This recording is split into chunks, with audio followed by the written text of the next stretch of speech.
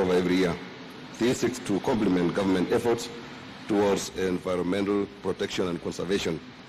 The third major amendment is on the Universities Act, Cap 210, to provide the President so that the President may establish more than one specialized degree awarding institutions specializing in national security issues. This shall promote university education for students wishing to pursue specialized degrees in national security issues. The fourth, Your Excellency, is the Employment Act, Cap 226, that to exempt the National Intelligence Service from the application of the Act in the same manner as other national security organs are exempted. Section 3(2) of the Employment Act exempts the Kenya Defence Forces, the Kenya Police, the Kenya Prison Service, the Administration Police, the Kenya Coast Guard, and National Youth Service from the application of the Act. The justification behind the exemption was in view of the national security consideration, as the exempted bodies play a critical role on national security and hence should not participate in industrial action as provided for in the Employment Act. The fifth, Your Excellency, is the Traffic Act, Cap 403. This is to incorporate the use of technology in the management of minor traffic offenses under Section 117(3).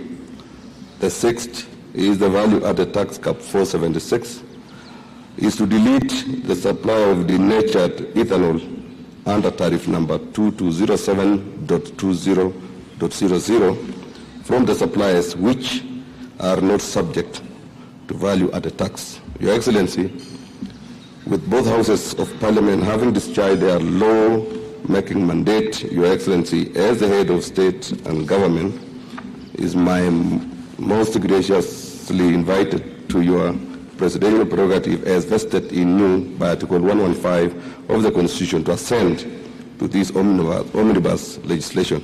Your Excellency, sir, I now invite the Clerk of the National Assembly to convey the vellum copies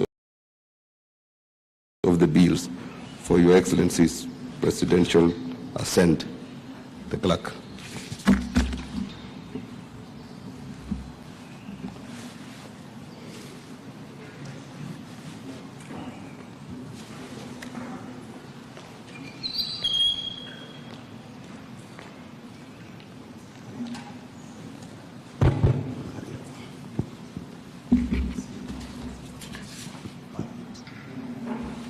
Proposing to amend 16 Acts of Parliament, Your Excellency.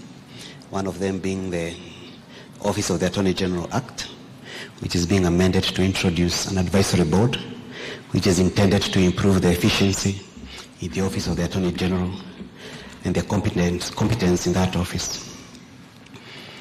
The bill is also proposing to amend the Traffic Act. 24. Yes. Also proposing to amend the Traffic Act to permit use of technology in handling minor traffic offenses.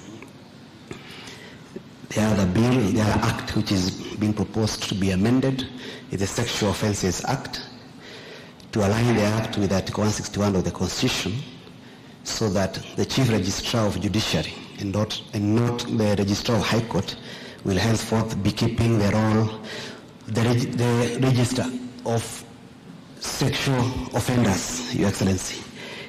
It's also proposing to amend the Advocates Act, also to align it with Article 161 of the Constitution, together with the Oaths and Statutory Declarations Act, so as to ensure that the Chief Registrar of Judiciary also keeps the role of Commissioners of Oaths. The bill is also proposing to amend the Universities Act, Your Excellency, so as to give the President powers to establish more than one universities which provides for courses relating to national security. Your Excellency, you recall that the NITA Act was also amended during the time of the Parliament to allow KRA to collect funds meant for interns in the industrial practice. What happened, Your Excellency, that time is that the Act provided that the collection will be done by KRA on the 5th of every month, but the KRA advised that we should make it in tandem with the collection of pay, which is made every 9th, together with collection of other levies, including housing levy, which is done on every 9th of every month, Your Excellency. That's one of the many acts, the 16 acts that are being amended by this Statute Law Miscellaneous Amendment Bill. Your Excellency, the other item which is being amended is the Public Holidays Act. Remember the Moi Day, which transited into Huduma Day, and then thereafter Utamaduni Day. The proposal now, which is contained in this act, is to call that day Mazingira Day. The National Assembly was informed that Mazingira Day encompasses aspects of Huduma, our tradition, which were in the earlier naming of Utamaduni, and now also it is in accord with the government's idea of climate change mitigation and protecting our environment, Your Excellency. Thank you very much. Thank you very much. So, Your Excellency, you may hand over a copy to the Attorney General for onward application into law. Attorney General.